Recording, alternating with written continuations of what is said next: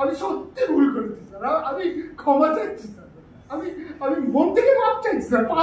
Please please please please, আমি শেষ sir.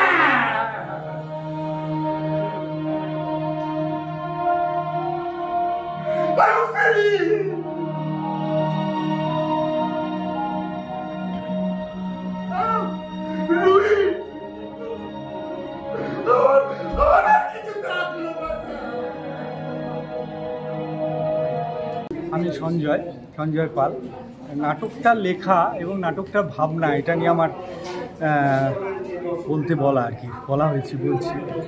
সেটা হচ্ছে যে আমরা না পৃথিবীতে মানুষের চরিত্রটা এত গভীর, মানুষের ভাবনা চিন্তা এত গভীর যে আমরা প্রত্যেকটা মানুষকে দেখি, তো প্রত্যেকটা মানুষের ছকে বাঁধা কথাটা সেটা হচ্ছে যে তাই ও কালো মানুষ সাদা মানুষ হয় না, তো আসলে সব মানুষই ধূসর, এবং তার গভীরতাটা এত, এবং সেই মানুষের মধ্যে যে কী চলছে বলে না যে স্বামী স্ত্রী 20 বছর থেকেও একে অপরকে চিনতে পারে না।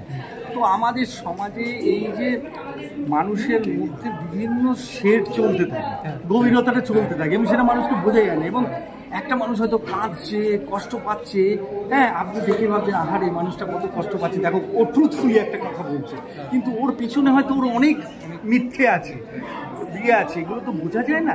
তো আমার নাটকের এইটাই আর কি, মানুষের গভীরতাটা এবং যেটা সত্যি সমাজে ঘটছে।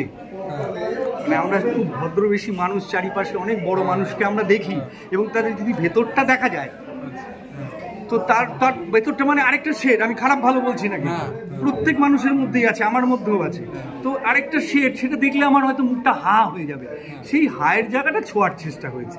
এইটা আর কিছু না, যে মানুষের ভেতর থেকে একবার ছোঁয়াচ্ছে, দেখো মানুষের কত শেড আছে। এটা তো আপনাদের কি ফার্স্ট শো ছিল নাকি কত? না এইটা 15-16 নম্বর শো। এরপরে নেক্সট শো কবে আছে?